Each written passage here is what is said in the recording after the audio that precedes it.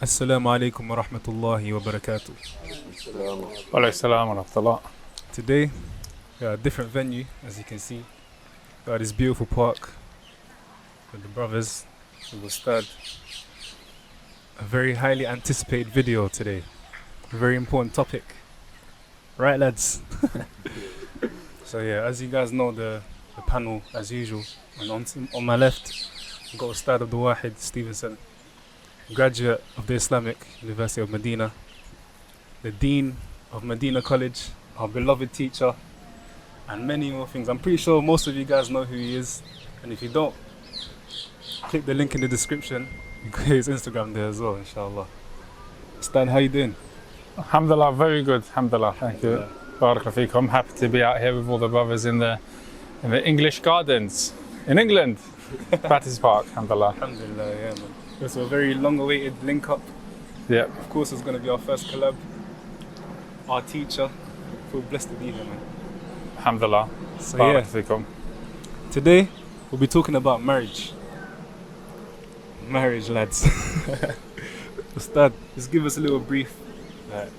Inshallah, I think the important thing is I'm married, alhamdulillah. I've been married quite a long time. I think all you brothers here are single, meaning you're azab, you're unmarried, Yeah. inshallah. But you come underneath that hadith where the Messenger of Allah sallallahu alaihi wasallam mentioned, Ya ma'shar al-shabab, O youth, man istata'a minkum al-ba'a falyatazawwaju. If you're able to get married, then get married. So when you're thinking about, or you're talking about marriage, you're looking at ability, isn't it? Mm-hmm. All right? And alhamdulillah, all of you look like you're old enough to be married. So the ability is definitely there, obviously. So inshallah, there's, so that's it really, you know. With regards to marriage, it's just, are you able? Go ahead and do it. Okay, perfect. This is a good transition for our first question. So now that we're able, how does one seek marriage? Bismillah, what I'm going to try and do is try to keep all the answers just short and kind of based upon what men are going to be doing, right? I'm not going to try to look at it kind of general, if it's a man he does this, if it's a woman. No, we're speaking to young men, we're going to speak about what men do, right? So I guess the main thing is, and it's obvious, because you could probably answer this question yourself. You look for a beautiful girl who you've got common interests with and you're compatible with, and you propose to her. That's it. Look for a beautiful girl that you're compatible with and you propose to her. If I was going to say, for example, the hadith, as you know, a woman's married for 4 things. Yeah. Her looks, her status, her lineage, and her deen. Choose the one that has deen. When we speak about deen, that's a given, right? So the deen, you're going to ask the deen, you've already decided that she's on the same level of deen as you, right? But you're not going to consider her for a meeting unless you're also attracted to her, and let's be honest, isn't it? Or not? Of course. Yeah. So you ask about her, you find out about her deen, and then you find out about her beauty, because if you're going to refuse her after finding out about her deen, it's going to look bad. But if you refuse her after you find out about her beauty, meaning you're not really attracted to her, then that's fine. Everyone's got their own preferences for attraction, isn't it? Yeah, definitely. Right? Like I could put someone on the spot now and say, you know, what's your preference, for example? You know? Go on, son. What's your... Who's closest to kind of getting married? Oman Mustafa. The host So of Mustafa. everyone's got a preference. Is that what you said? Huh? Beautiful and on Deen, of On course. Deen? Yeah. Okay. Yeah, I'm not good. going to go into specifics because It's not the comment there. section can get wild. Okay. Well, Ustad, what would you say, like, okay, say you have to look for looks, right? I think a lot of people don't know how to find out how she looks like, basically. Like, do you find out first before you even talk to her? Do you find out after you, like, introduce yourself? Like, do you do it with the family? Like, how's it done, basically? Even with social media, how would you incorporate that, basically? Like, the fiqh of it, I guess you could say. Obviously, photos don't do justice. You know, photos are all doctored, as you know. So there's no 100%. point. There's no point saying, okay, send me a photo and deciding on a photo. You need to see the person. How you do that is either you know them through, for example, your friendship circles. So you know, there's a way where you go and you look at her, or you know her through university or college, or it's going to be at the family home if it's a family arrangement. But either way, you should see her. As is in the hadith, you all know the hadith about, you know, the Ansari, the companion that proposed to a woman, and the Messenger of Allah said, go and look at her. right? So what do you look at? You look at what is going to be sufficient for you to be able to decide to marry her or not. And if you're unable to see things that you think you need to know, then you can get female family members to describe, for example, other aspects. But generally speaking, you can tell size by the wrist and the ankles. The shin. If you're looking for size, i.e. in that type of way. No. No.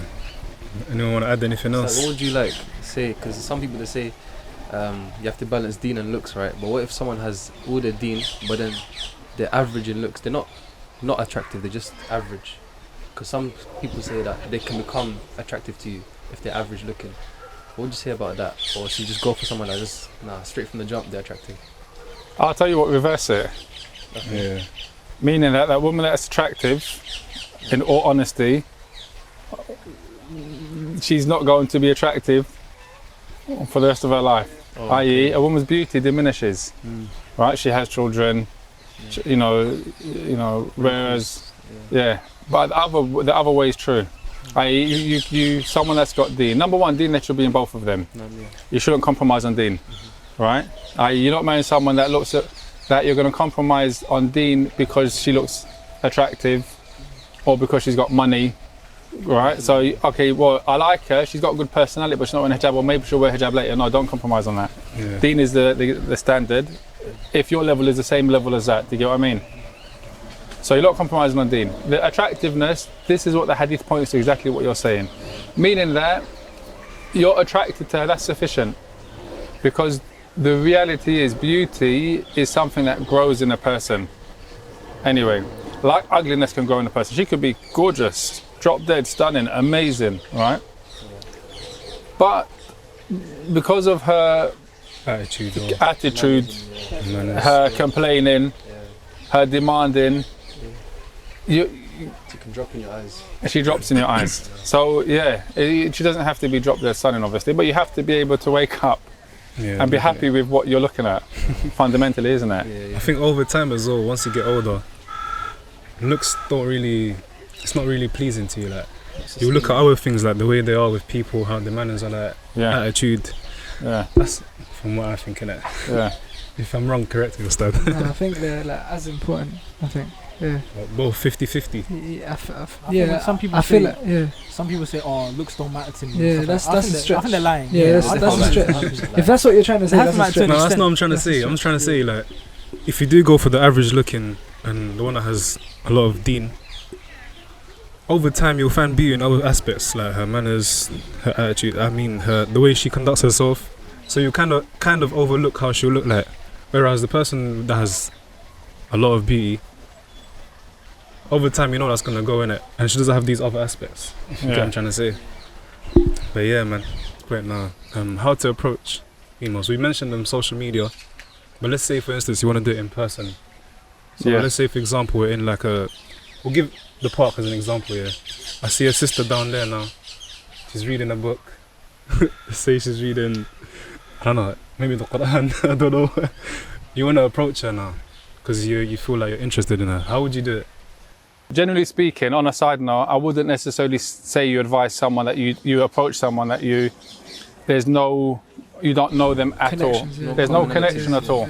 I wouldn't do that. I wouldn't advise it. It can be done, but unless they're from a community that you're involved with, either a work community, a study community, a family community, in the masjid community, so you know of them, they know of you, then it's easier to approach. If you see them like first time but just to see someone, you've never seen them, oh wow, she looks so... You're only approaching her based upon her looks at that point. 100% based upon her looks. You don't know nothing about the family, you don't know nothing about her. Yeah, there should be like a common ground between there should be something where you can approach her. But if you did do that, then again, you'd kind of do it in a way which is, not creepy. It's just, be normal basically, be natural. Your authentic self. Don't bop. Don't try to walk over there like. You know what I mean? But what would you say? Would you say like, are you interested in marriage, or would you just go up to them? Do you even give salam? No, but realistically, who would actually do that though? Like, Ask I you don't for a think friend, I would though. have Ask the you courage for to do something. that. I know some brothers I do know that. some people that do. That's why. No, Just go up to this line, can I have your Wally's number? Yeah, that's the line, isn't it? That's the line. Can I have your Wally's number? I could never the do success that. rate for that is very low. Yeah. Yeah, true. Because imagine there's a random sister and you're a random brother. You guys don't know each other at all. Go to her.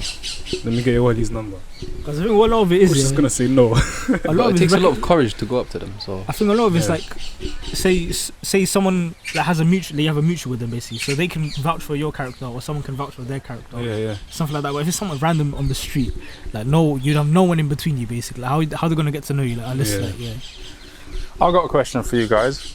Oh no. If a sister's interested in a brother, one of you guys, for example, how would she approach you? How do you expect her to approach you, and what way would she approach you? I have no I feel idea. like this is Huh? a question. What, like in because- person or online? Or Like I said, you've got two approaches. You've got a direct approach, you've got an indirect approach. Direct approach is either coming up to you or sending a message on a DM. Everyone's got Instagram accounts. So direct is her directly messaging you. Yeah. Indirect approach would be her getting her someone, a friend of hers, Secondary person, whether it's another sister or whether it's Their brother. the guy behind the camera, for example, to pass on a message. A plug, man, a plug. What approach? What would she say? Because you're just turning the table, aren't you? Really? What would she say? I think the secondary person. I feel like that's a better method than the direct. Because I don't know, me personally, I think that's kind of too masculine. What to? to approach someone A girl approaching a guy. directly. It happened the time of the companions, isn't it? Yeah, It's, it did, but I don't know, man. Me personally, I'll prefer them indirectly. Yeah, because nowadays everyone expects the guy to go to the sister instead of the Yeah, sister yeah. going to the guy. Yeah, which I is think that's what he means. I Yeah. think sisters are obviously they're more reserved, they're more shy anyways. Yeah. like, Yeah, I naturally. doubt yeah, they'll it do won't that. happen in person, but like through a DM, I think I don't know it's possible. Like for a DM. Okay, Yeah, what would the yeah. DM say? That's a question. I'm interested in you. If you're interested in me, then here's my Wally's number. Can you contact him? And Yeah. like that, to be honest. Or here's my profile so you can Yeah, find out yeah. more about But me. even that takes a lot of courage. What about just sending a profile? Just sending it. Random. or sending a message. Okay, it depends how much they know you as well. Like, Yeah, I think that's you'll it. see. I think you'll write for me. No. That's kind of like. Oh, did you have a dream about me they or know you as much as they see you on Student All they've Sundays. heard about you, So yeah. So now they've got a picture of you, right? Yeah. Isn't it? So they've seen you a few times. It's not they don't know you at all. They know you, isn't it? They know you. They know you. They know you. They know you. They know me. The guy, they don't really know him yet, but maybe. They'll get to They'll know. know him They'll soon. get to They'll know. know him soon. But the point is they know something of you. So she's said, I think you're compatible, right? Yeah, You know, obviously you don't know her. That's the part where you can say it's like, well, who are you, type of thing. But I think that's a kind of a nice, easy way to kind of Yeah, it is. I was be gonna a say, bit indirect and without saying, give me your Wally's number or, you know, do you want to marry me or, do you get what I mean? Yeah, that's a bit too. She did hit the bullseye. She hit the little circle around it. But yeah, I feel like that's a suitable way to approach. To be honest, I think sisters generally they go like for a third person, innit? They go So- for a third person. Yeah. So shouldn't brothers do the same then? for a sister. Yeah. Yeah. Yeah, Wouldn't that be better then? That they go through a third person, i.e., you know, even if they're standing there, someone else is speaking. You know, that guy over there, he's, you know, he's not married. Yeah, I think Yeah. it's always better just to have a third person. Third person's always better. Yeah, because Ustadh, what was the- What about that as a line? That brother there, do you know he's not married? Should be like, so. Man, I find the brother just right. And at least she can be indirect as well, you know. Yeah. Man, I find him right to that. Instead of, okay, yeah, he's cute. no, I feel like this is old school, man. yeah, I'm old, I don't know why. I don't think it I'm happens not. like that these days. I told you, I started by saying I've been married a long time, so Yeah. alhamdulillah. You have to let me know what time it is, what's going on. So yeah, the next part would be, what are the fruits of marriage? Like, when you get married, what are the benefits that come from it? Yeah, ikhwan, with men, huh? The benefit for men, obviously, and for women as well, is the pleasure of intimacy and having sex with your wife, the pleasure basically. That's one of the reasons that you get married, isn't it? So you can enjoy yourself with your wife. And that's there. The hadith where the Messenger of Allah also mentioned that, you know, you're going to get rewarded, you know, and they said, well, are we going to be rewarded even for enjoying ourselves, right? So the fact is that the purpose of marriage, one of the main reasons of marriage, is to enjoy yourself with your wife, to have pleasure. That's just a fact, isn't it? And that's both ways as well. And then you got the consequence, which is babies. The pleasure doesn't come without consequences, and the consequences you have little kids, which is also a pleasure at some point.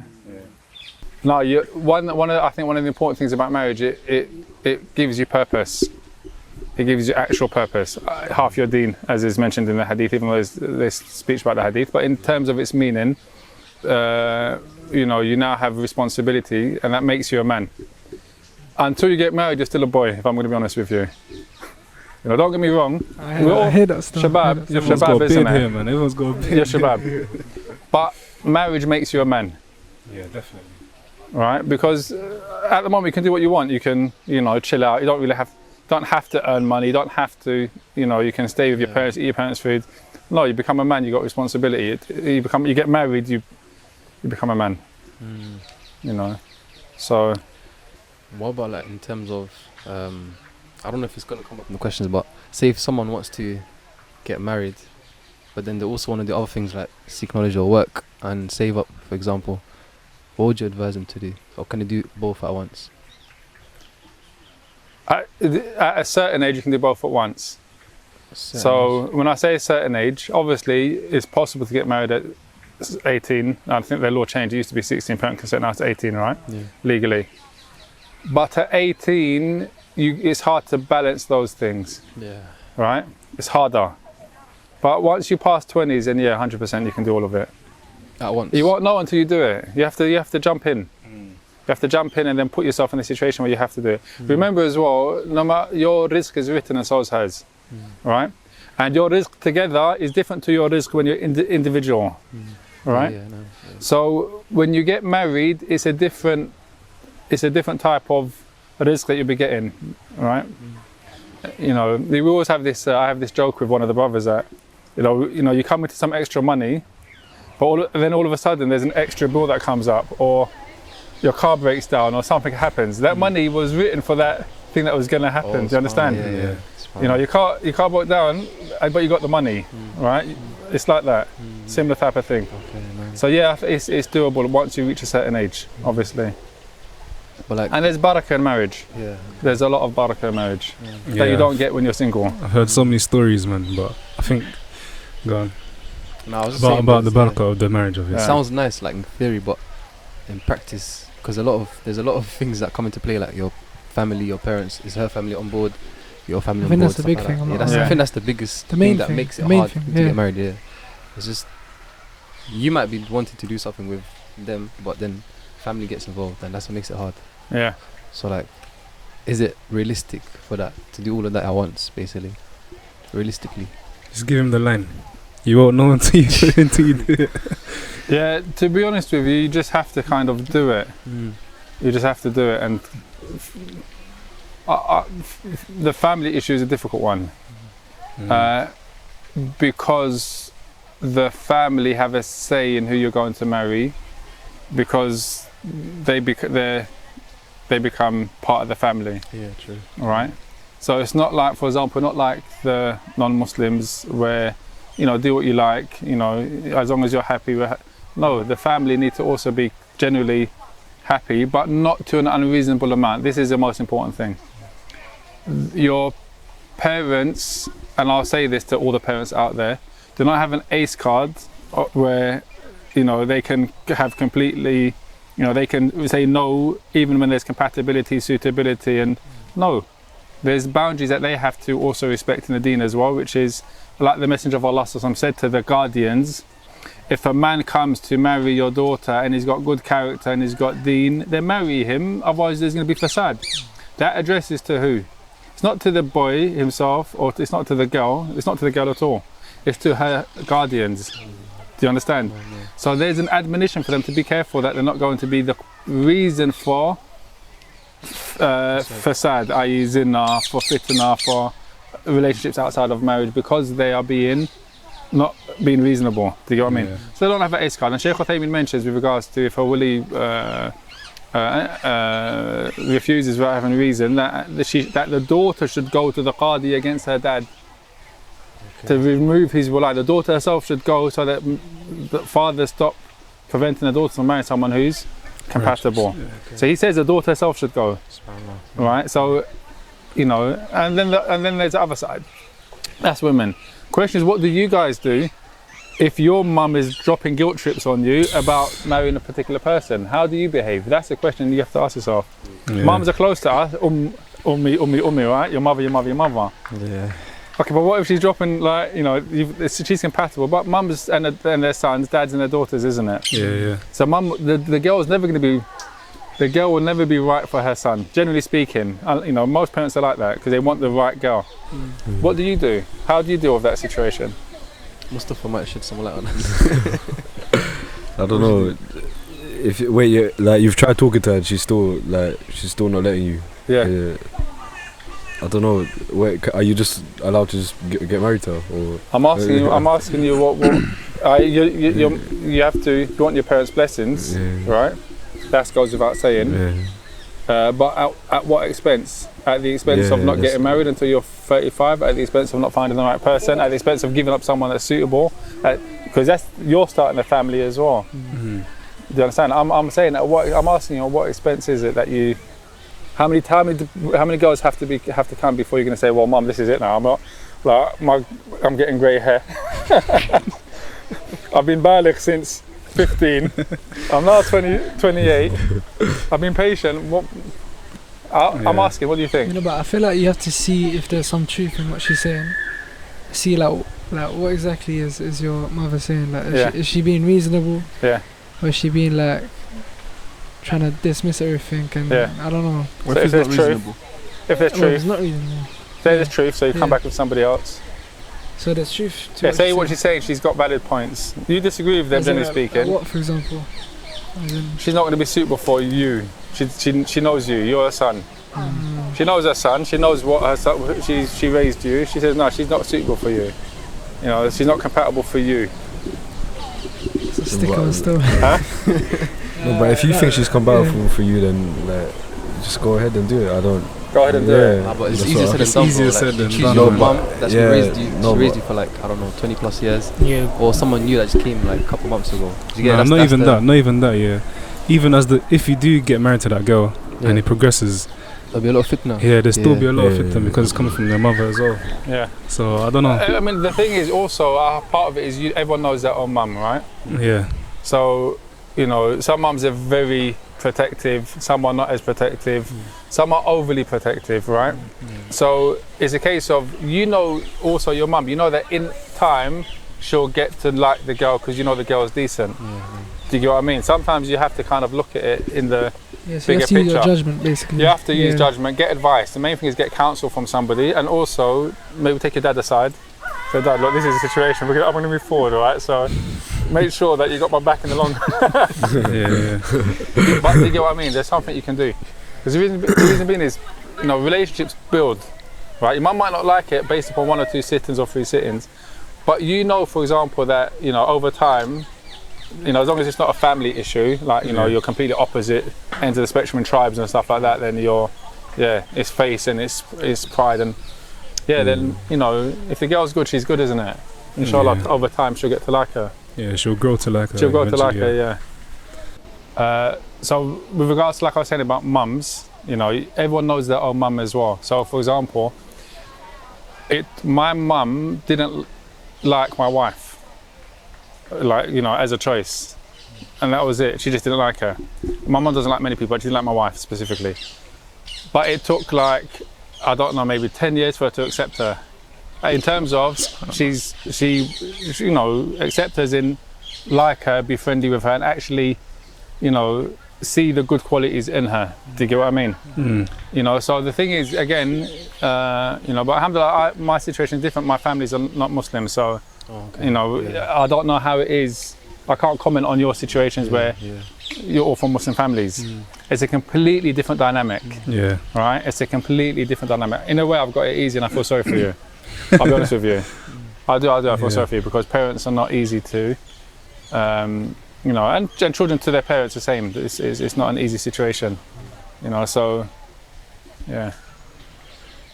Anyone want to add anything? اتقوا الله ما استطعتم. Fell to the best of your ability. But one thing I do know, that there's no option where obedience to parents means committing zina.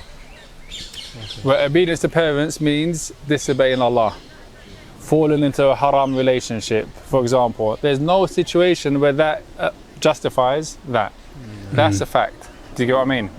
You know, so, you know, at the end of the day, you're going to meet Allah. You're going to be questioned by Allah, not your parents. Yeah. You can get the telling off from your parents. You can deal with in the dunya. How bad can it be? Yeah. They'll be upset. They throw a guilt trip. Look at some of the Sahaba that's part of their parents. But that was obviously Abu Hurairah and his mother saying, "You're gonna, you know, she's gonna starve herself unless he leaves off Islam completely."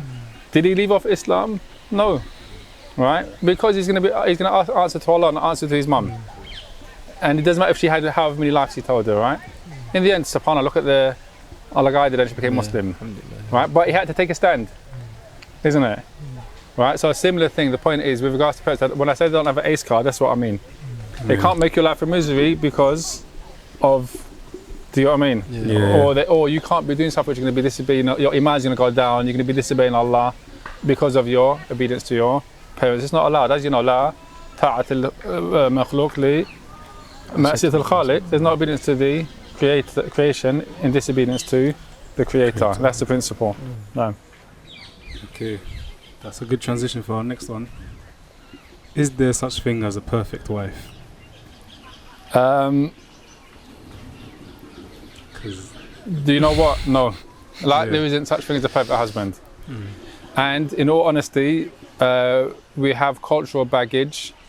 Like she'll have aspects of feminism, like it or not. Maybe a few, not that inherent. You're going to have aspects of feminism as well, believe it or not, in terms of the way you are towards women. People talk about, for example, men simping and all that other stuff. Where does that come from? It stems from feminism. It stems from feminism, isn't it? It stems from the society, isn't it? You know, that's not to say you should be a horrible man and mean towards your woman and stuff like that. But I'm saying so that's going to be there. But there is such a thing as a good wife, and there's such a thing as a bad wife, right? There's such a thing as a good wife. There's such a thing as a bad wife. A good wife is a submissive wife. That's just a fact, right? She follows her husband's lead.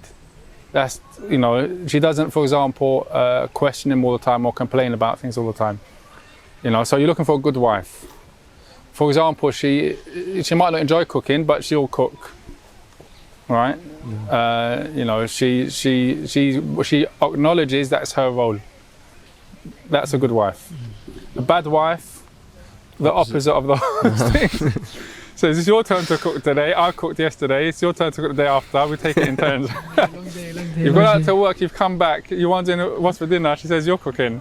SubhanAllah, Ustadh. Some people might be shocked hearing that, you know, because they're so affected with feminism. They'll be shocked that you said that. But it's true. Like throughout history, it's been like that. It's been like that throughout history. Yeah. Up until feminism started, everyone's just changed their thing. I mean, unless she's also working at that point, she's not got kids, for example. You're both working, then it's different. Then you're going to have a different arrangement. You know. But again, you know, it'll be takeaway. You know, she'll be paying.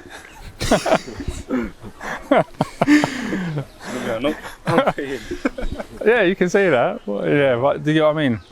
There's loads of things. You know. Also, as well, I think an important thing to understand is that when she's submissive to her husband, this is important, right?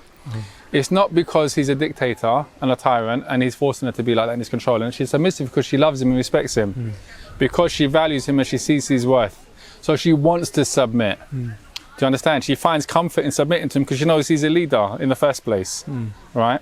As for someone that's not like that, she doesn't respect, doesn't find value in, then it's not gonna, naturally she's not gonna submit to him. Yeah, no. isn't it? So it works both ways in that Yeah, sense, so it's basically about, you know, her loving him and respecting him. Then because it's her fitrah to submit to her husband. Allah created Adam and created his wife from him, from his rib, right? Yeah. What if when it comes to like work and stuff like that, like if she wants to work, is that a normal thing for a wife to work?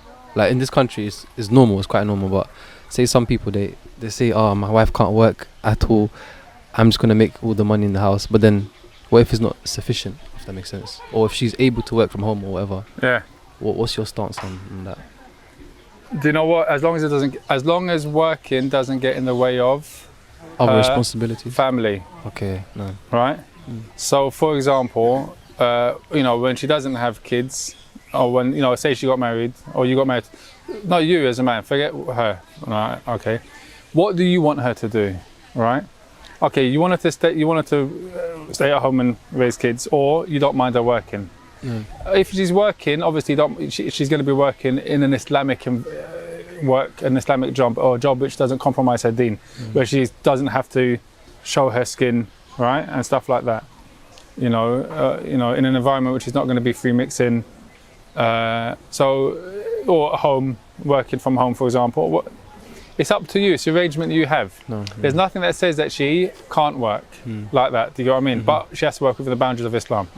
The question comes is when you have kids, right? At that point, if she still wants to work and you don't want her to work, now there's an issue. Again, they'll go back to the last question. You're a husband, she's happy for you to lead, right? So if she respects you and loves you, she'll be happy for you to lead. She'll do she'll submit naturally. It shouldn't be an issue, right? If she isn't submitting at that point, then there's a problem with her. That's just a fact. There's a problem with her. Especially if your income is sufficient. If your income isn't sufficient, means you're not given enough nafaqah, then it's different. Do you understand? So it has situations and circumstances. But the principle is, once she has a family, she should focus on the kids, raising the kids, being there for the kids, you know, not leaving them at nursery all day while she's working. That's not a Muslim household. That's not an Islamic household, unless there's a necessity to do that. Okay. Jazakallah khair. Right. Ustad, I wanted to ask, so obviously you said that there's no perfect wife, right? So there's obviously some things that you're gonna have to overlook in her, even when you're when you're searching for a wife. There's some things in her personality or her characteristics that you have to overlook. So what would you say are the things that you can't overlook, basically, that are like in her personality, or that you can overlook, basically? Yeah. The first thing to know is the things that you're gonna overlook, you won't know them till after you get married. She's a perfect wife when you're in the meetings, but when you get married, that's when you're going to find all the flaws and the faults, right? Like she's going to find them in you, right? After you get married, that's when you're living with somebody, you see their habits, their morning habits, afternoon habits, evening habits, toilet habits, but whatever the habits are, right? You know, and then at that point, it's about, okay, what can I put up with, and what can't I put up with and needs to change? What's possible to change, what can't change. You start picking your battles there. But what you have to do for your relationship to be good, because you want to have a happy relationship, right? You want to have your relationship should be good. Your wife should be like your friend. You should be able to have a laugh with her. You should be able to talk to her. You should be able to enjoy each other's company, right? You're going to disagree, it goes without saying. But the point is, for your relationship to be good, you have to overlook the things that you dislike that are not immoral or irreligious. Do you understand? The personal dislikes for you, you know, like for example, she might dislike you that how you eat. You eat loud. You make loud noises. With chomp in your mouth or whatever when you're eating. Imagine every time you ate, she said, "Can you just be quiet? Can you just eat a bit quieter?" How is that going to get to you? That's how you eat. That's just you've been eating like that for 20 years of your life. It's not easy to change the way you eat all of a sudden. So those things she has to overlook, right? Because and likewise, vice versa, the same type of thing. As long as it's not irreligious and immoral, you have to overlook the mistakes, and that's part of the deen as well. Anyway, the hadith about the believer doesn't dislike la yafruq al-mu'min mu'mina. If he sees a khuluq from her that he dislikes, what does he do? He looks at what he married her for. She's got loads of, there's no perfect wife. She's got loads of good qualities and she's got bad qualities. The bad qualities you dismiss and you look at the good qualities, yeah. Right? And they should always be the majority anyway. Because if the bad qualities are the majority, it's going to be hard to overlook them all the time. Yeah, exactly, yeah. Right? Or and then on top of that, there's other things. There's things which I said are not, they're just habits. She likes a certain type of food that you don't like. She likes a certain type of, going out. You're not into going out as much. Do you know what I mean? That's what she's used to. You have to be able to compensate for that. Otherwise, you're going to have arguments all the time. I want to stay in. I want to go eat there. No, I don't want to eat there. Do you know, that's where you get the compromise. Yeah. But Ustadh, in terms of that, like having a good, happy, fun marriage, yeah. How can someone go about finding that before they get married? Because some people, they say, oh, I'm getting married to her so I can, go on little dates with her, get to know her properly, then get married. But then that comes with expense of attachment. Expensive attachment? Yeah. I mean, get married and then consummate the marriage, or you're saying get to know her and then get married? Yeah, get to know her like a bit too much. Yeah, you can't do that. Privately. It's not allowed. Number one, it's not allowed. Number two, even the non-Muslims research show that people that get to know each other and get married, the marriage doesn't last like people that get married before they get to know each other. Do you understand? People that have a relationship and then get married, their marriage is less likely to work than the ones that got married earlier, i.e. they met each other, they got to know each other and they got married straight away. Those marriages last. You want to get to know each other in marriage, not outside of marriage, right? What can you do? Okay, you can do the contract and don't consummate the marriage, for example. But when you've done the contract, you've made the decision that you're going to live with this woman, right? This girl, this woman, you're going to live with her for the rest of, generally speaking, for as long as Allah wills, right? I.e. for the rest of you plan to marry for life, right? So you've already decided that she fits most of your criteria. What is that? This is the question. Like, what was the question you was asking about? How much? Most important things. Well, yeah, what's the important things that you shouldn't know? What was the second part of the question? What can you overlook? What can't you overlook, basically? Yeah. So obviously, compatibility in Deen you can't overlook, right? Don't marry thinking she's gonna fix up, and she says, "Yeah, I'm just waiting until I get married, then I'm gonna do it." No, you're either doing it or you're not doing it. And if you're not doing it, it means we're not compatible because you are doing it. You know what I mean? So compatibility in Deen you can't overlook. When I say compatibility in Deen, I'm talking about the pillars of Islam. I'm not talking about she's a hafidha, talibatul ilm, studies fiqh, hadith, aqidah, tafsir. No. You want to marry a woman who's feminine, kind, who's soft, do you know what I mean? So compatibility in Deen means she performs her obligations. And she's doing that with you or without you. It's not connected to you. It's not connected to your reminders. Ukhti, wake up for Fajr or something. It's not connected. She's doing it anyway. She don't need to remind. We're reminding her. She was doing it before you. She considered you for marriage. Yeah, true. So that's it. Basically, those things.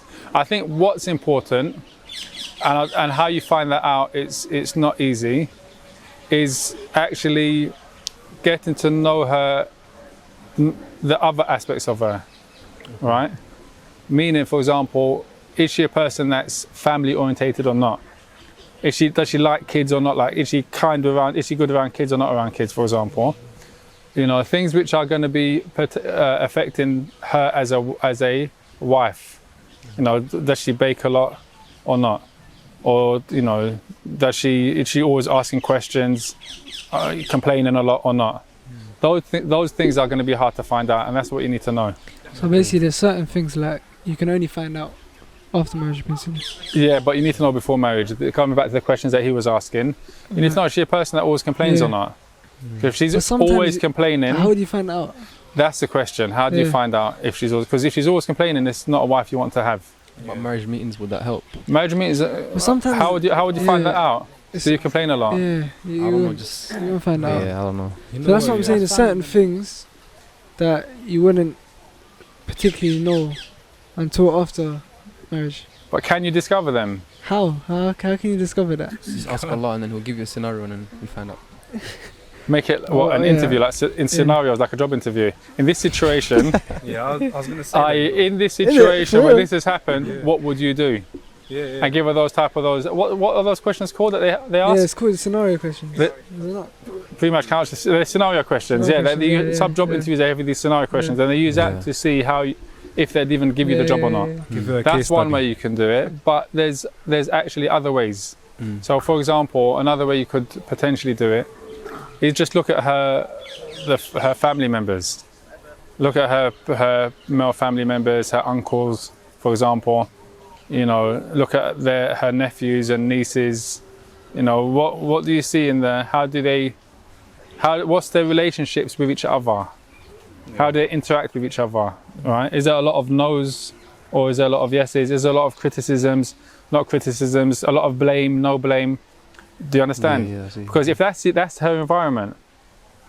That's the same with you, same for you, same for all of us, yeah. It's her and us, it's the same, it applies this one, isn't it? That's our environment. That's not to say it can't change, but that's generally what you're going to get. You're going to be working with that, basically. You know, and again, remember, there's no one's perfect, Yeah. right? Yeah, We've all got our own flaws as well, and with that we want to perfect. The other thing is how much does she want to change her? She recognises. All right, you ask her, what's your weaknesses? Just ask her, what's your weaknesses? I've got none. She has none.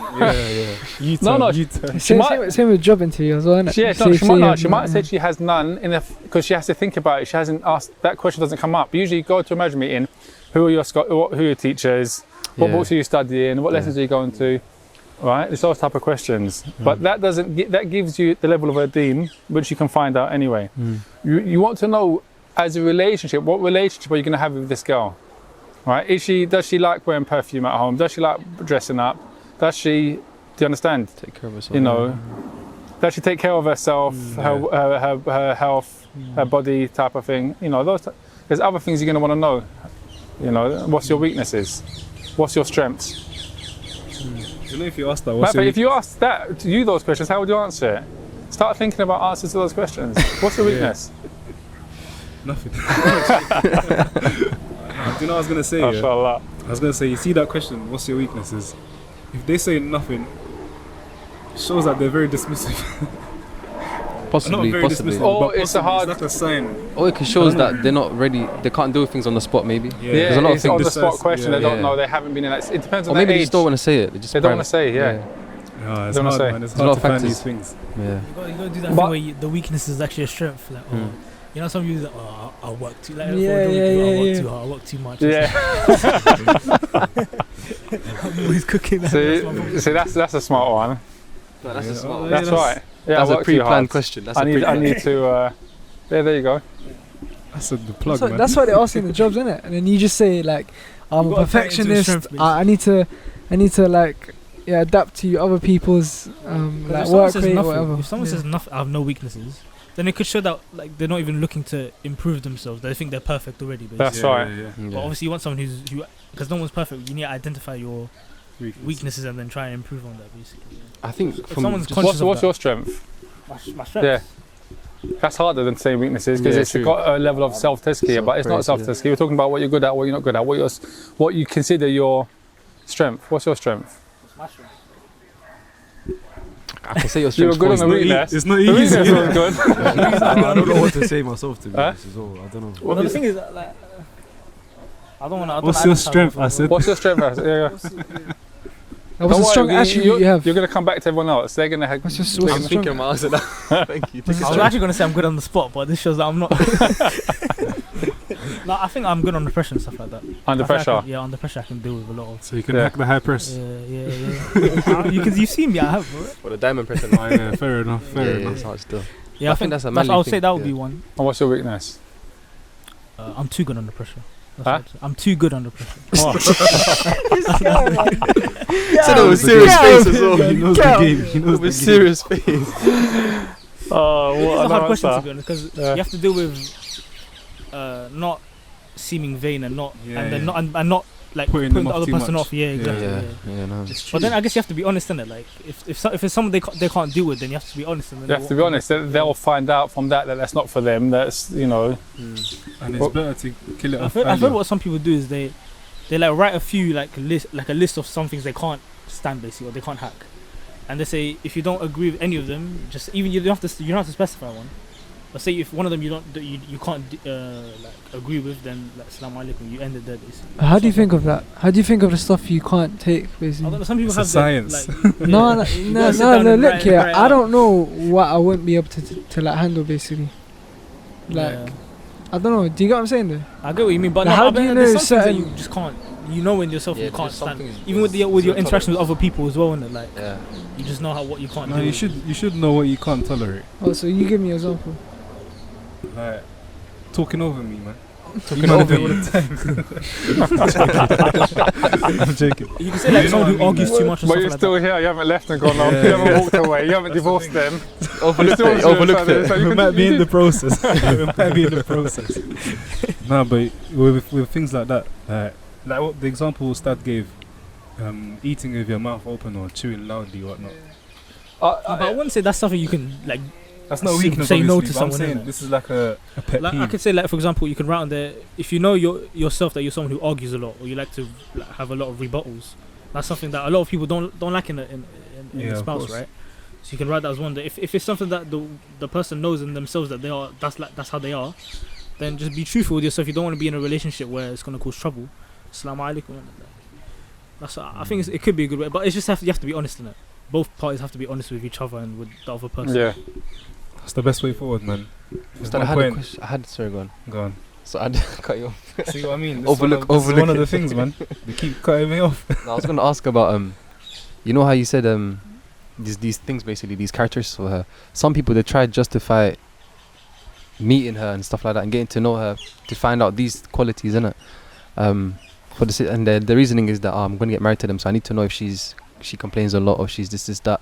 So how would you respond to someone that does that? They justify meeting them and basically freemix them because of marriage, because they're gonna get married, or they think they're gonna get married. Going back to what Issa said, I think first of all, it's a good idea. You know, there's a list of things that you yourself don't like, but don't forget, perhaps there's something you dislike and it's good for you. There's something that you like and it's bad for you, and these things that you dislike, they're weaknesses in you that need to change, and through somebody else, through a shared relationship with that person, you improve, right? Yourself, right? Like, not, do you get what I mean? Yeah. Also as well, like, you like this today, in 10 years time, you're gonna be different. Your Yeah, decision true. might So- change. yeah, you change, you mature, Yeah. things change, right? You see things one way, later you see some. So it's not a reason to, dismiss the Yeah. person, or if the person dismissed themselves because of it, you may be bumping yourself of a good wife, isn't it? She's a good That one wife thing. because of that one thing that she Yeah. says, no, well, I that's me, but she's a really good wife, so she takes herself out of your kind of like, choice range. You could have bumped yourself potentially, so that's important to kind of highlight as well. Yeah. But with regards to finding out, like you said, how do you, find out that she's not going to be have things which are what going to put, like, you won't want to. Do you know what someone said? Marriage is like putting in. See the bark of the tree. You put your hand in looking for honey. It's possible you get Honey. bitten by a snake, Yeah. Awesome. Okay. right? Even bees, stung by bees. You're looking for honey, and generally speaking, there's honeys around. Mm. So you're likely to get honey, but it's possible you don't. It's possible you get a snake bite instead. Mm. And in that case, you have to divorce. That's just a fact, isn't it? You can't, you're not going to be able to. That's why we say, Allah knows aqibat al-umur, isn't it? Mm. You don't know, I don't know. Allah knows that what's going to happen based upon a decision you make, but none of us know. If you knew aqibat al-umur, you'd only be rich, you'd never be poor, you'd only be happy, you'd never be sad. Yeah. That's not life. That's not life. She's a test for you, you're a test for her. Do you understand? So the thing is, you have to make a decision and move forward, and you work with what you've got. It's not a closed door, it can revolve if it's bad enough, meaning that if she's nashiza, right, she's disobedient, disrespectful, doesn't obey you, then obviously it's divorce. If you stayed married to her, then your du'a's not answered. Right? But if she's not like that, but she has her flaws, then you work with what you've got. She works with what she's got. Do you understand? You know, there's no perfect relationship like that. Yeah, but I think Yeah. that's what people are scared of. That someone has a Especially, narcissism. especially No, like, they're few. They're few. Narcissism is few. The majority are like you and me, normal, decent people, inshallah. I hope so. I'm not giving tazkiyah to any one of these for marriage, by the way. I don't know what they do outside of what we do in here, alhamdulillah. Meaning, inshallah, what's apparent, we judge on what's apparent, and inshallah, everyone's upon the good, inshallah. Yeah. As for, I don't know. Behind closed doors, it could be different. Yeah. Oh, it could be different. You don't know. I could be a tyrant at home. No one knows. My wife doesn't complain, for example, about it. Subhanallah. You're gonna say something.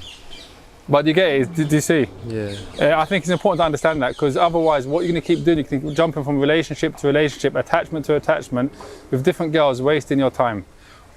The key thing is what? She's a girl, or she's a woman. She's Muslimah, and she fears Allah, and she's got traits which i.e., she looks nice, she's pretty, you're attracted to her, right?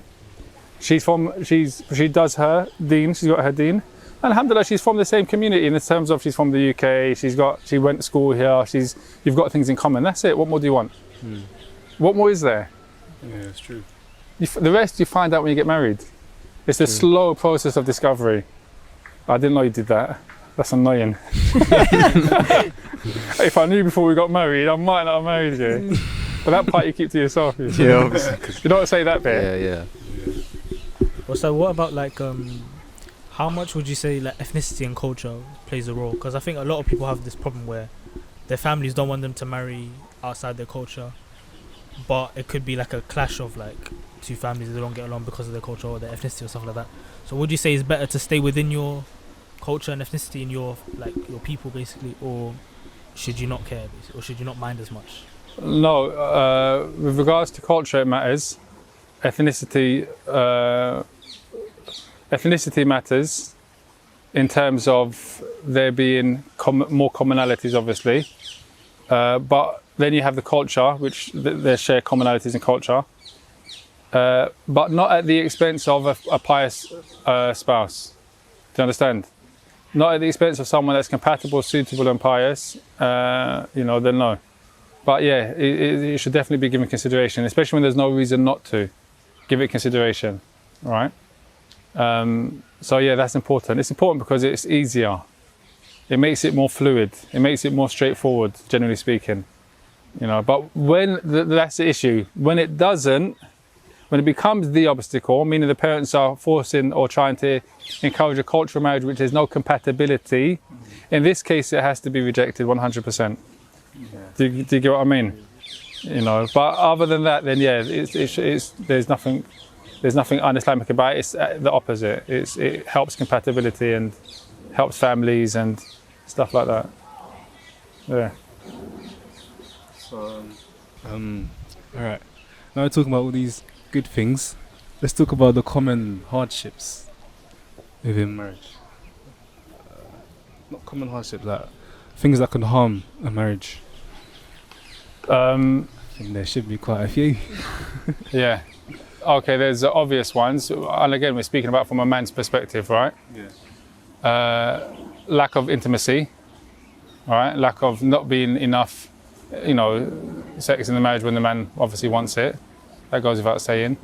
Also, as well, jealousy from the woman. So, for example, a woman that's always jealous of her husband, why you're out all the time, jealousy, right? Yeah. Which is unjustified. Yeah. Unnecessary. Those are two things that harm a marriage a lot, or harm a relationship, not just a marriage. The other thing as well is criticism. Always criticizing.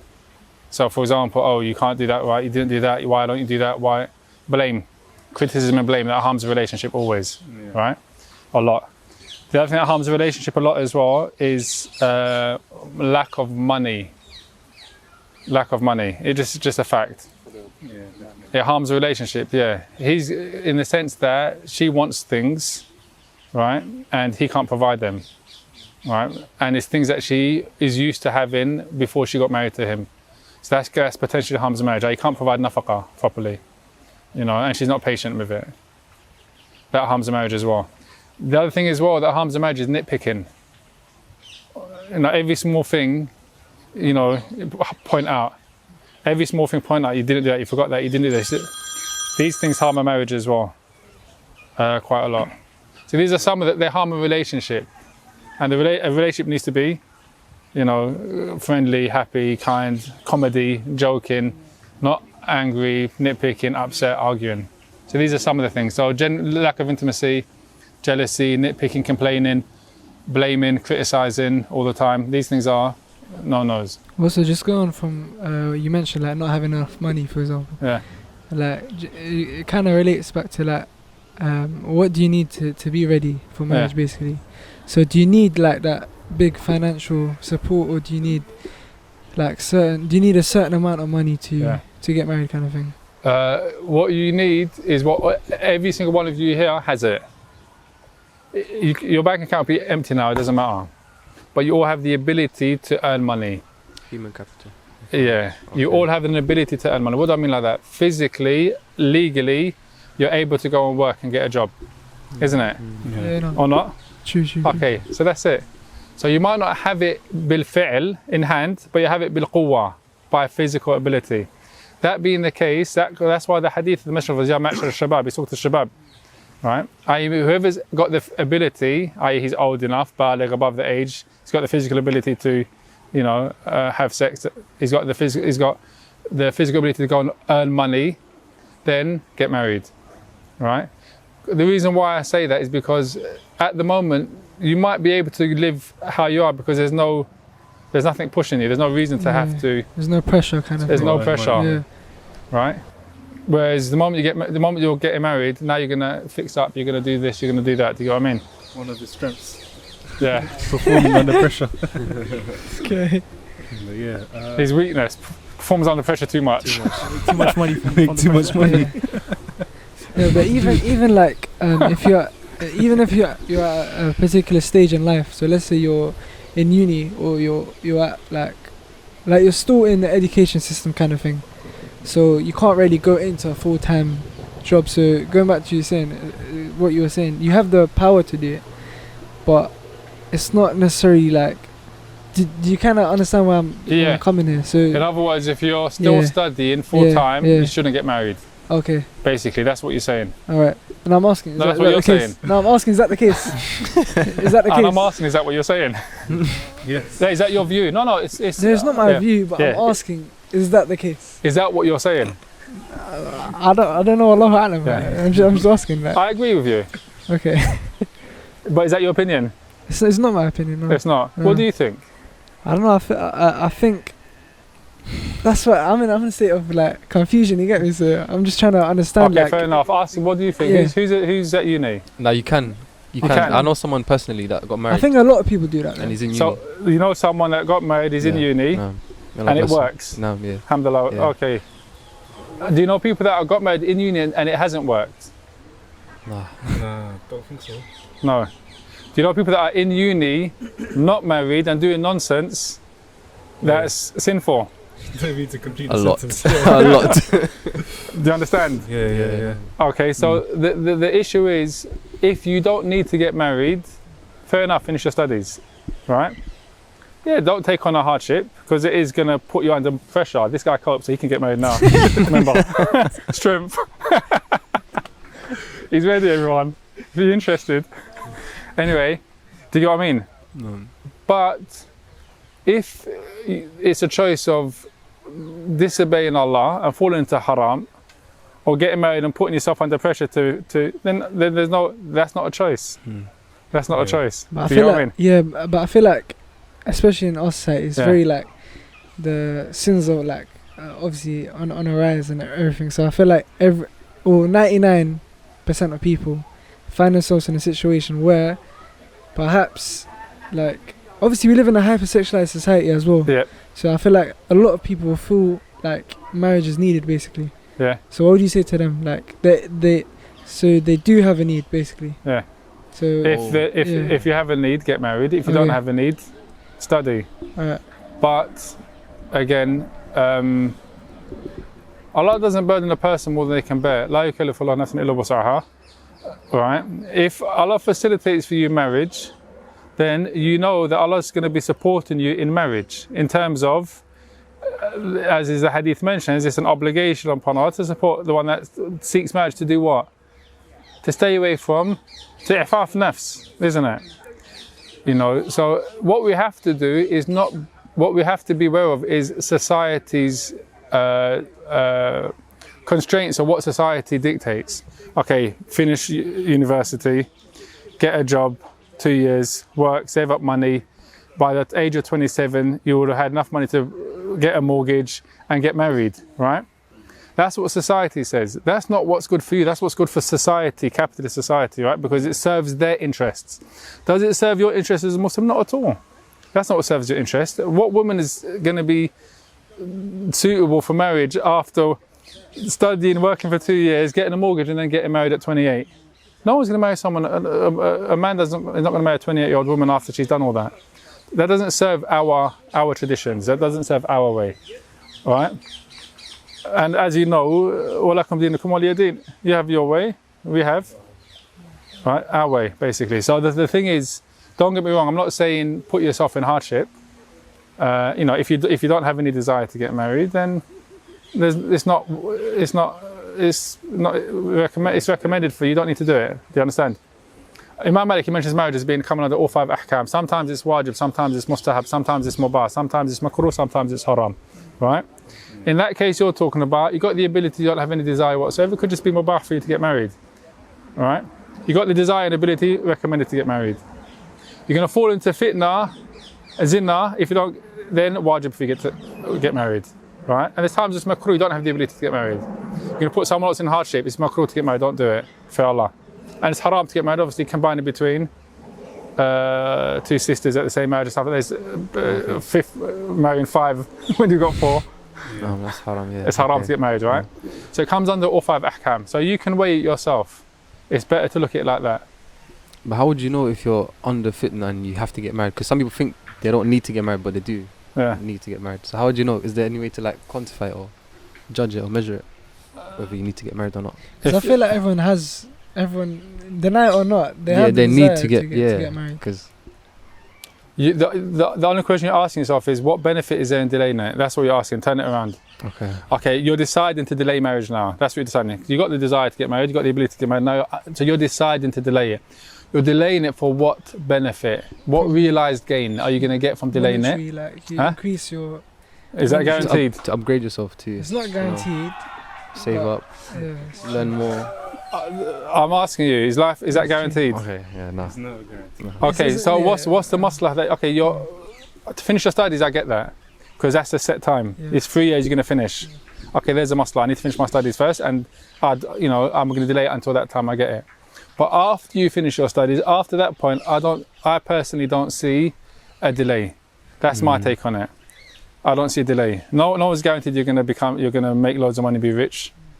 If you're by yourself, you'll become rich through her intelligence as opposed to yours potentially, i.e. combined intelligence, right? What I mean by that is you don't know where your rizq is coming from, right? Generally speaking, right? Don't think that you're in control of your rizq. You're not. Allah is, subhanahu wa ta'ala. No. So the point I'm getting, I go back to the point is, the question is, you're delaying it for what gain? What's the reason? Once you answer that, you'll know if you're ready to get married now or not. I want to finish my studies, fair enough. It's got a set time. I've just started a job and it's abroad, so I need to settle and move over. Okay, there's a set time now. You're doing something. You're occupied with something which doesn't facilitate for you to do something else. Time is 24 hours in a day, isn't it? Take away sleeping, you've got the waking hours, and then you've got the amounts of days in a week and the amounts of weeks in a month and months in a year, right? You're limited by time, but it's not short. 24 hours in a day is a lot of time, isn't it? So the question is, this thing that you're doing, how long will it take? How long am I delaying marriage for? Because that's all you're doing. Unless you've decided to stay celibate. Who said that here? Because then we can make tabdi of you on screen, because he's a muqtadi. He's got to get to Sunnah and mention the hadith as well. So you're just delaying marriage, isn't it? That's how you look at it. I'm delaying marriage until when? Have a reason for delaying marriage. That's what I'm saying. Yeah, a reasonable reason. A reasonable reason. Yeah. So what about? Oh, okay. No, I was gonna say like, what about someone who like he wants to go to Jaamiah? Like that's of course 6 years. That's a long time. So what would you advise them? Because I've heard like stories of brothers that they've struggled, like they've got married, but they've struggled like when they've actually gone and studied. So what would you say to them? Yeah, their wives have struggled. And, Their wives are struggling more than they are. They go out every day to the Jaamiah. Their wives are the ones that are struggling. Yeah. No, but what would you say? Is As long as she's a good wife, then go back to the qualities of the wife. She's a good wife, not complaining and willing to be patient for that time. She's delaying her gratification for when you graduate. No, but and she benefits from being there as well. Okay. No, but she benefits from being in Medina with you. Prophet's masjid, go in there with her family, going on Umrah, going places. And she's not there with you, then you bring her over sometimes. Okay. Yeah. But what is it? It's difficult though. Long distance marriage. She's in the UK, you're in Medina. Yeah, but that's what I'm saying. At least you're married, you've got someone to talk to, it's halal, it's not haram, you're not. Because either way, generally speaking, the nature of our society and the nature of people is that, you know, young brothers like yourselves, I'm sure, not specifically, but young brothers in the West, even when they're practicing, there's still going to be conversations between somebody potentially that they're thinking of marrying, and they might start a conversation, doesn't go anywhere. Do you know what I mean? Okay, well, speak to your wife. Get married and speak to the person you're speaking to. Let her be the person that's been halal. It's true, isn't it? Why not? Distance relationship, it works. She's at home, you're in Medina, come back in the summer, enjoy yourself, pleasure. And more pleasure. Is it not difficult though? Like, is it not harmful to the marriage? Like, what do you expect life to be? No, but you're away for a long time. Like it's just, I don't know. No, come on, man. If you're a student single, you're away from it anyway. What's the difference? But you got brothers to chill out with. You got things to do. She's got things to do. Again, it's a personal decision, but I can only speak from experience. I was married. Other students I know were married. We finished the Jaamiah. It wasn't difficult, alhamdulillah. I was married when I was at university here. I was a mature student, fair enough, but I was working part-time. My wife was working part-time. We didn't have the same type of system where you got debt and all that other stuff. But the point is, it was you got a lot of hours in the day to do a lot of things. Look at it like this: can you work and be married? Yeah. 100% sure. Yeah. So you can study and be married then. Okay. Yeah, you got less money. you got less money in terms of work-wise, but it's for a limited time. She's going to be patient for 1 year or 2 years. Can you be unemployed and be married? Are you not working and be married? Yeah. Yes, you can be. It's possible you can be unemployed and be married, not working and be married, isn't it? But that's not the permanent state. It happens between jobs. It happens for reasons, right? So she has to be patient at that time while, otherwise everyone that doesn't have money would never be able to get married. Every poor person couldn't marry. Alright, so that leads us on to the next question. Common misconceptions of marriage. One of the common misconceptions, and the main one I think in our society, is that there has to be love before marriage. That's a societal misconception, right? And it comes back, and it also affects us as Muslims living in a Western society. So that leads us to believe that I have to know the person outside, not inside out, outside, before I can marry them. And that leads to building up a relationship, getting an attachment. And then when it doesn't work out, it becomes difficult to now disconnect. It's like, okay, well, how do I say I'm no longer interested? So you start airing them and losing your good character and stuff like that. For what? So that's one thing, love before marriage. Another common misconception is I have to have worked and saved this much money and bought a house, got a mortgage, or these type of things, right? I have to have gone through this process of finished uni, secured a job, and all those things. That we have to follow that that's a misconception as well. 27 is the right age to get married if I'm a man, and 23 if I'm a woman. That's a common misconception, that there's a set age in which you should start looking. Before that time, you shouldn't start looking for marriage at all. Those are common misconceptions as well. There's quite a few, but I think those are some of the main ones that are there. Yeah. Anyone else want to add anything? Also, a big one: looks are not important. Looks are important. It's a fact, isn't it? Yeah, of course. Both ways, vice versa, they're important, but more so with regards to men and women, because men are not sought for beauty, unless it's a warped society. Men are sought for their being kind and they're having money. It's just a fact, right? Their status, their knowledge, i.e. whatever that is, whatever field it is. I'm not knowledge as a student of knowledge and money, but women are sought for looks. So to say, oh, looks aren't important for me, that's lying to yourself, isn't it? So I'm marrying fi sabilillah. Well, okay, yeah, you're doing it because it's a command, but does that mean you're going to marry someone that you're not attracted to because you're doing it fi sabilillah? It's not sadaqah. We did it, giving a woman sadaqah. She don't want your sadaqah. She wants to marry because you're attracted to her. She wants to marry because you like how she looks and you like her personality, not because you feel sorry for her and giving her sadaqah, no. So looks are important. To say looks aren't important is a misconception, and women have to understand that as well. They have to take care of their looks and stuff like that. Yeah. Any other misconception, lads? No, but I had a question related to it. As in getting married, you have to if you're getting married, you have to have a separate house for her. Because some people do that method of, they stay at each other's houses until they're ready to move out. Yeah. Would that count as a... Yeah, if it works, it works. Whatever works. No, okay. She's entitled to her own place in terms of her own kitchen or her own flat or whatever. But again, if she loves you and values you, and you're her leader, she follows your lead, she'll be happy the decisions you make, because you're not going to make a decision which is going to harm her completely. Do you get what I mean? So yeah, it's not conditional that you have a house before you get married necessarily. Do you get what I mean? It's in circumstances it could work. You can get married and she can be living at her place, you can be living at your place. Then you work together towards getting a place. That's happened many times. But there's going to be nothing pushing you to do that until you get married. This is the thing you need to understand. I.e., we're going to work when we need to. Men are lazy. Men have the ability to... Men, in all honesties, they're the ones that develop society, right? Women build their homes, men develop society. But they do it when they have to, when they're put in a position, not when they... Do you understand?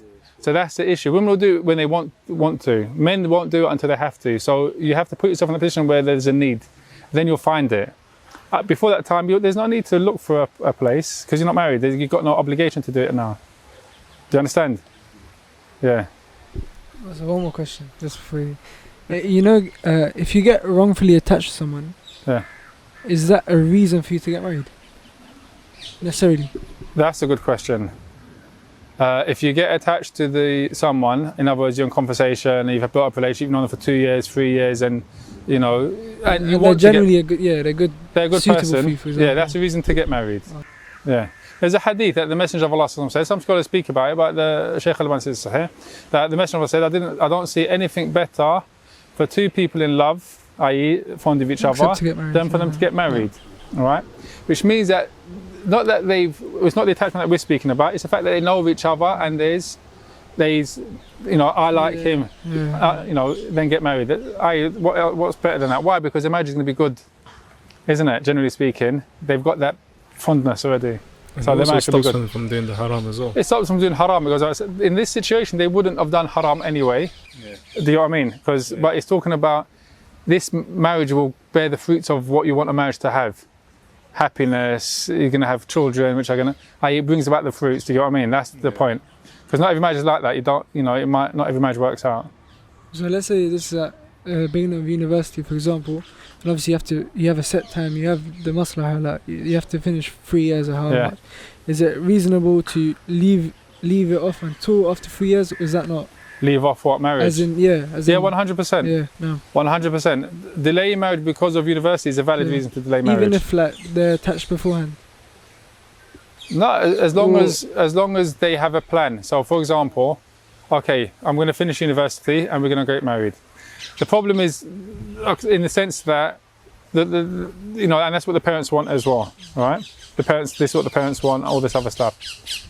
Then that's fine, but at any point that can change. That's the issue. Meaning that she can change her mind or he can change his mind. And that's fine. And no one should be upset with that because you're not married. All right, i.e., he's, for want of a better word, still on the market. And he might find someone better. And might find someone better. And no one should be upset with that. You should be making dua for the person. May Allah bless them or put barakah in their affairs, and that's it. As sad as it is, do you know what I mean? You know, life goes on, move forward. 1 year, 2 years, you forget and you find someone new that yeah. But it's better to get married, inshallah. Maybe get married and still go uni in that case. Perhaps the best thing in that situation is to get married because of, the uncertainty. My advice would be, in that situation, you've got an attachment with someone, you're at uni, first year, second year, get married. Get married and start your life together while you're at uni. That would be my advice. As long as the parents obviously permit. Exactly. Alright, cool. So we'll just move on to the Q&A. On Instagram, we'll ask some questions for you guys. We ask you guys to drop some questions for us. So next time we do that, make sure you guys follow us on Instagram so you can get involved as well. So Sheikh, just quick fire. Yeah? I'll try. I'm going to try to skim through the ones that we've already mentioned. If an argument happens, should one go to their family? No. No? Nope. Cool. When you have an argument with your spouse, do not get your family involved. Sort it out amongst yourself. How much should a marriage cost? Just the mahar. Just the mahar, yeah? The mahar, that's it. Forget all the gifts and all that other stuff. Leave those cultural taqaleed that don't suit the UK back to the countries where they're suited, but in the UK. Stick to the taqaleed which is here. Okay. That's my advice to you. Forget all the other stuff. It's an obstacle. Remove all the obstacles which are un-Islamic from marriage.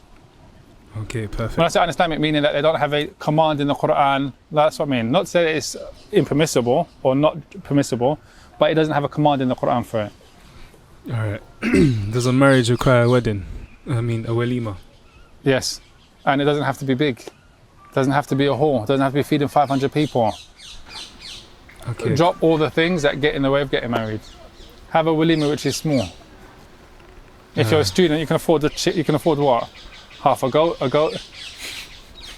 You know, if you're a CEO of a business, you can afford a big one. Do it based upon your ability. If your parents want to pay for it, let them pay for it. It's up to them. If they want a big one, okay, no problem. They'll pay for it. Just scanning through them because we've mentioned most of them. So we'll start a walima and a nikah. It's needed, right? A walima is awlim wa law bishat. The Messenger said, do a walima, even if it's one sheep. Right? It's a celebration of the marriage. You get married to celebrate. That's the other point. Marriage is Eid, bros, ikhwan. It's a celebration. I don't know what you're delaying. If you got Eid, you get nice clothes. Marriage is Eid. It's a celebration. How to find a pious wife as a revert? How to find a pious wife as a revert. Are reverts stigmatized? If you're a revert, you know, you've got baggage. It means that, you know, you can't be, you have to be a bad guy in the past, and you can't even be a good revert and then became a good Muslim. I think maybe they don't know where to look. Maybe they don't know where to look for. Well, they don't have connections. As a revert. Yeah. Not everyone struggles getting married. I think it's the same for everyone, but social media has opened the platform in terms of communication and stuff like that. Online, there's loads of online places you can do. There's, you know, it's not just families. I mean, how many of you are going to get married through your family? How many of your families are finding you spouses? Or are you finding them yourselves? Or 50-50? Sunnah match, exactly. No, honestly speaking, because that answers the question. Yeah. Non-reverts are finding their own spouses. They're not finding it through their family necessarily, so the same applies. Make dua as well, obviously, goes without saying. Yeah, of course. Alright, this one here. Marrying a revert sister and her wali is a non-Muslim. Does his approval count? He can't be her wali for the nikah. Yeah. As if he's marrying a revert sister and her guardian is her dad, who's a non-Muslim, he can't refuse the marriage. He can't have a say in it like that. However, there's a bigger picture. That's going to be your kid's granddad. That's going to be, so yeah, of course you want to know that you've met him, he knows you, you know him, he's happy with you. You want that because ultimately, whatever kids you have with her, he's in their life. in the future. Don't think that she's going to cut off her family like that completely. She might do it for a little while, but it's not going to. Yeah, so that's important to understand. You marry her, you marry her parents. She marries you, she marries your parents. And there's a level of respect that has to be there from her to your parents and you to her parents all the time, even if they're non-Muslim. No. How would I deal with parents and wife's family wanting music and free mixing at my wedding? It's a hard one. What can you do? It's your wedding, so you determine what happens at it. And that's it. You're going to upset some people, but if you have no control of it, because they're organising, they're managing it, what can you do? But you just say no. It's your wedding at the end of the day, not theirs. I got a suggestion. Yeah. Say you got COVID. Say you got COVID. Lock off the whole Just say I'm not turning up. Yeah. If there's music, I won't be there. There's no wedding. Oh yeah, you can do, obviously. Isn't it? There's no wedding without you. It's your wedding. It's not theirs. You have to put your foot down, to the best of your ability, obviously. Say to them, you do that after I've left. You know, but I'm not gonna. What can you do? We kind of touched upon this. What does obedience look like in marriage? Obedience. Yeah. Obedience is she happily wants to obey her husband, and she's happy to be submissive to her husband because her husband is a good person, a good guy. It's natural. Submissiveness is a fitrah of the woman. It's natural that she wants to please her husband because she loves him. It's natural.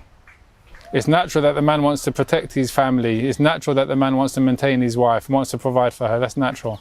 When it's not happening, that's going against the fitrah. Barakallahu feek. Is it okay to make dua to marry a specific person? Yeah, but I wouldn't advise it. Even making dua with their name? I wouldn't advise it. The reason why, because the du'as, when you make them, they should always be general for two reasons. Number one, if that person goes and gets married to someone else, what are you going to say?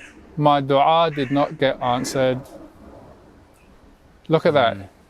You're going to say that Allah didn't answer my du'a, isn't it? Is that a good statement or a bad statement? Bad statement. It's a bad statement.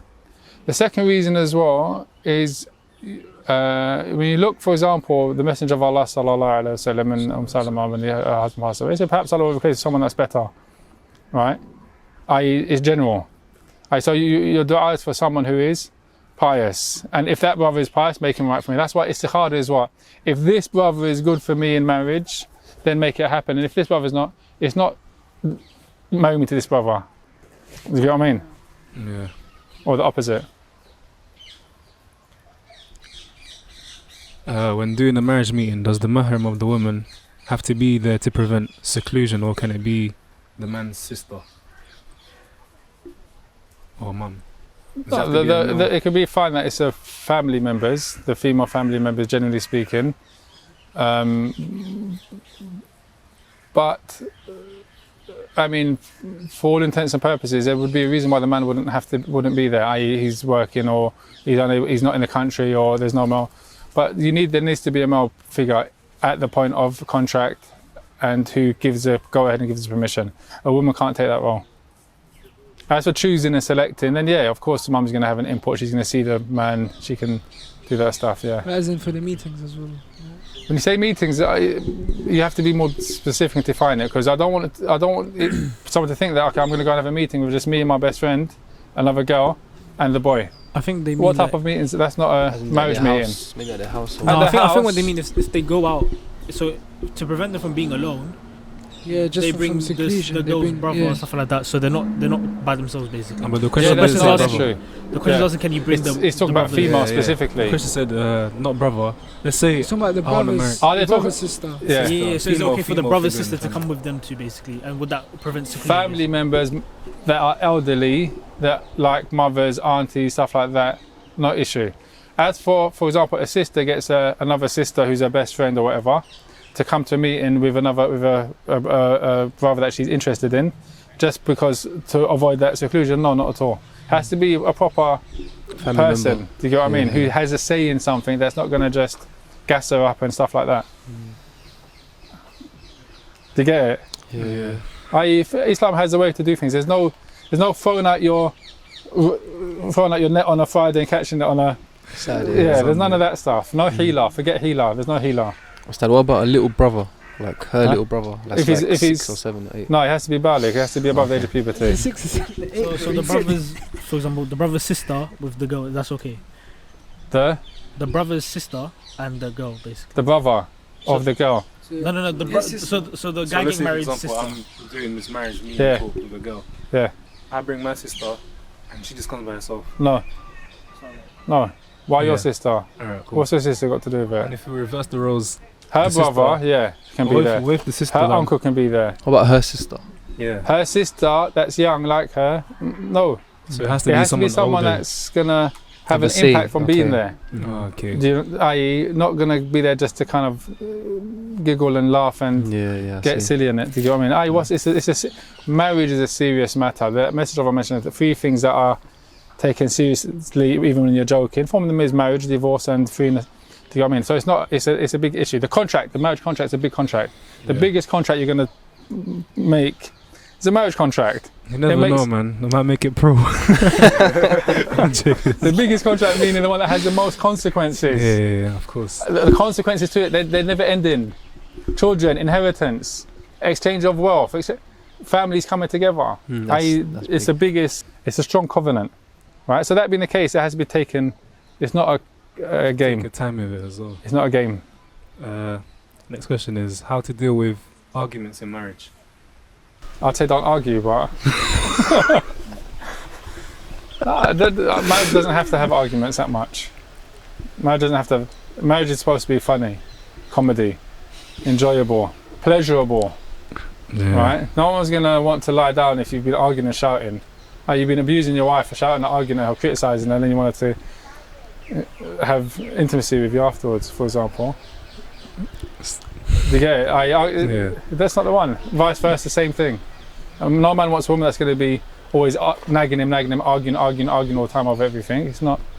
Yeah. So whoever's got that issue, they need to work on it. Basically, they need to work on not being argumentative. What about silent treatment? Would that work? No. Like if they're No, arguing. silent treatment is also somewhat problematic as well, but it has its place, but only after admonition. It shouldn't be silent treatment. I don't know why you're not talking to me. Okay. Do you know what I mean? I like communicate what the issue is, and then they have a chance to rectify it and apologise, and don't communicate and silent treatment. Or communicate. Thoughts on living separate at the start of the marriage. No problems.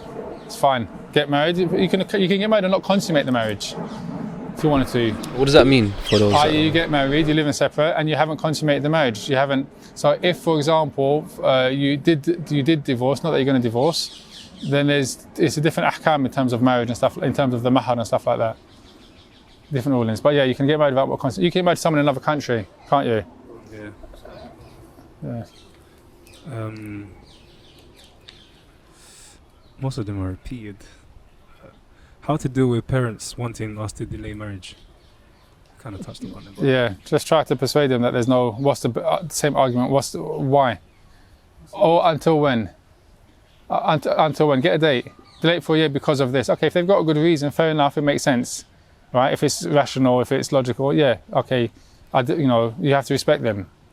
But if it's unended, and without having any gain, and there's possibly a fitna, then you have to persuade them otherwise. How to deal with rejection. Take it on the chin. Firm it. She can say no, you can say no.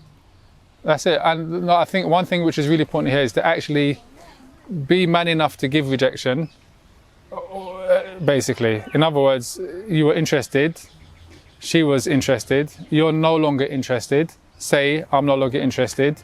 May Allah find you a righteous spouse. Or if you can't do it directly, pass the message on indirectly, but let them know so they're not left hanging, suspended. I don't know, is this on or off? Is he interested or not?